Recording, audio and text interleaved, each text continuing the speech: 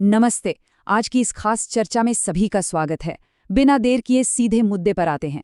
जरा 15वीं सदी के यूरोप की कल्पना कीजिए। हड्डियां गला देने वाली सर्द रातें, कड़कड़ाती ठंड और डाइनिंग टेबल पर क्या रखा है? बिल्कुल बेस्वाद, उबला हुआ या फिर नमक में लपेटा हुआ सूखा मांस। उस जमाने में तो कोई फ्रिज था नहीं, तो इस मांस को लंबे समय तक सड़ान से बचाने और उसमें थोड़ा सा भी स्वाद लाने के लिए किसी जादुई चीज की सख्त जरूरत थी। और वो जादू कुछ और नहीं बल्कि मसाले थे। यकीन मानिए, मसालों की इसी साधारण सी लालसा ने, स्वाद की इसी हताशा भूख ने पूरी दुनिया का इतिहास हमेशा हमेशा के लिए पलट कर रख दिया। तो यहाँ सबसे बड़ा सवाल ये उठता है कि कैसे उबले हुए मांस को स्वादिष्ट बनाने की एक हताश भूख ने एक पूरी दुनिया को सदियों के वैश्विक उपनिवेशवाद की ओर धकेल दिया। आज के इस विश्लेषण में हम इसी खौफनाक, रोमांचक और दुनिया का नक्शा बदल देने वाली यात्रा को गहराई से समझेंगे। ये सिर्फ एक मामूली सी समुद्री यात्रा नहीं थी, बल्कि एक ऐसी ऐतिहासिक घटना थी जिसने हमारी आधुनिक दुनिया की नींव रखी। मसालों की भूख, अगर इसे गहराई से समझा जाए तो 15वीं सदी में यूरोप की सर्दियां वाकई जानलेवा होती थी। अपना खाना सुरक्षित रखना सीधा सीधा जिंदगी और मौत का सवाल था। लेकिन सबसे बड़ी दिक्कत क्या थी? काली मिर्च, लौंग, दालचीनी और इलायची जैसे मसाले यूरोप के उस बर्फीले मौसम में तो उगते नहीं थे। उन्हें एक ऐसे जादुई और बहुत दूर बसे देश से लाना पड़ता था जिसे दुनिया भारत कहती थी। उस वक्त भारत किसी परियों की कहानी जैसा देश लगता था, जहां हर कोई पहुंचना चाहता था, लेकिन किसी के पास वहां जाने का सीधा रास्ता नहीं था। अब इस पूरी कहानी में जो सबसे दिलचस्प बात है ना, वो है ये जबरदस्त विरोधाभास।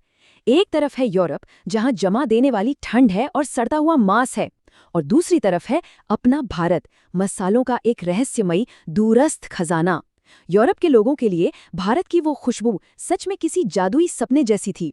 लेकिन इस सपने और हकीकत के बीच एक बहुत बड़ी दीवार खड़ी थी। असली खेल क्या चल रहा था, इसे जरा इन आंकड़ों से समझते हैं। भारत में मसालों की कीमत बेहद कम थी, लेकिन अरब व्यापारियों ने इस पूरे व्यापार पर अपना कड़ा एकाधिकार यानी मोनोपोली बना रखी थी। वो भारत से सस्ते में मसाले खरीदते और उन्हें यूरोप के बाजारों में सचमुच सोने के भाव बेचते थे। इसके अलावा ऑटोमन एम्पायर यानी उस्मानिया साम्राज्य जमीन के सारे रास्तों पर एक विशाल दीवार की तरह रुकावट बनकर खड़ा था। यूरोप के राजाओं, खासकर स्पेन और पुर्तगाल के शासकों को इसके लिए भारी कीमतें चुकानी पड़ रही थीं। उनकी तो रातों की नींद उड़ चुकी थी। उन्हें किसी भी कीमत पर भारत चाहिए था और जमीन का रास्ता पूरी तरह बंद था। खौफनाक समुद्री यात्रा। जमीन का रास्ता बंद होने के बाद यूरोप के राजाओं ने अपनी नजरें खूंखार और बिल्कुल अनजान समंदर की तरफ दौड़ाईं। उस जमाने में समंदर को एक क्रूर हत्यारा माना जाता था।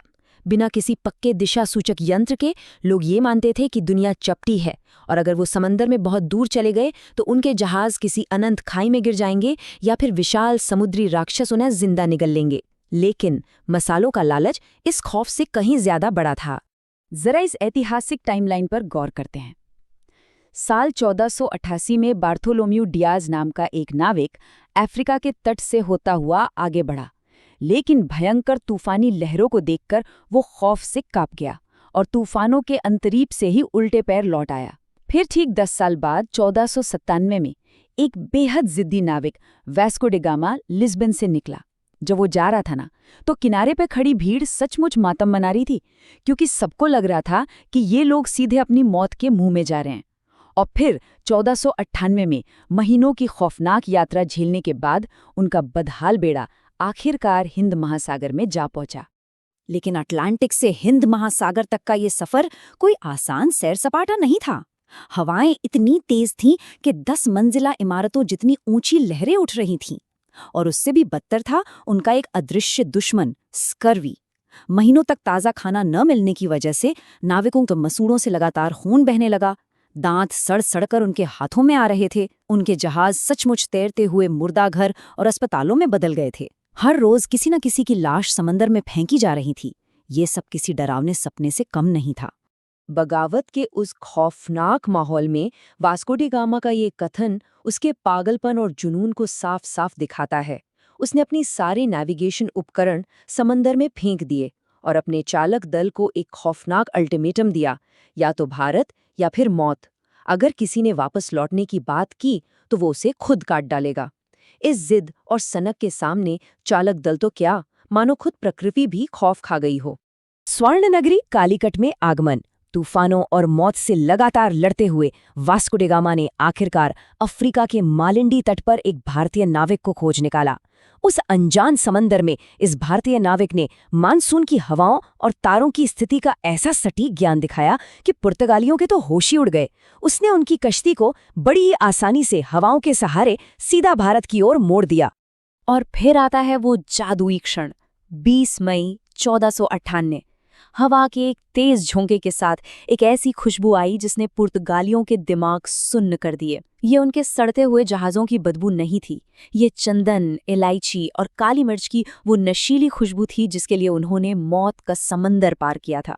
उनके ठीक सामने भारत का पश्चिमी तट कालीकट खड़ा था। ये कोई भ्रम नहीं था, ये हकीकत थी।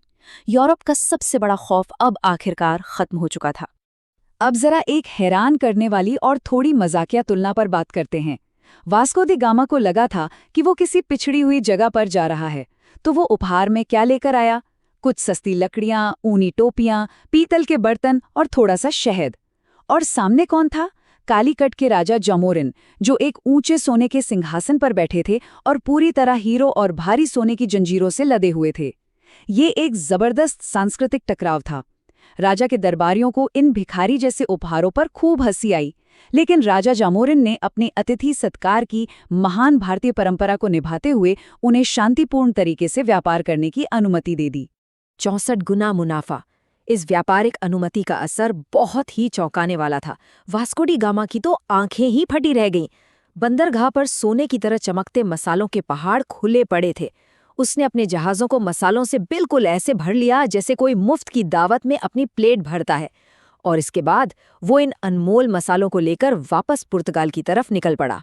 64 गुना, ये एक ऐसा चौंकाने वाले आंकड़ा है जो अपने आप में पूरी कहानी बयां कर देता है।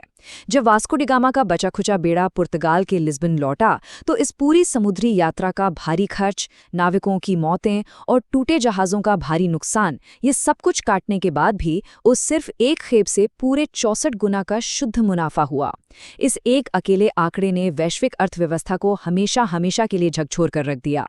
पुर्तगाल रातों रात अमीर हो गया और मसालों की आग देखते ही देखते पूरे यूरोप में फैल गई। अंधकार युग की शुरुआत। जैसा कि हम स्रोत सामग्री में गहराई से देखते हैं, ये जीत सिर्फ एक व्यापारिक सफलता नहीं थी। दरअसल ये इतिहास के सबसे स्याह, सबसे खौफनाक और दर्दनाक अध्याय की शुरुआत थी।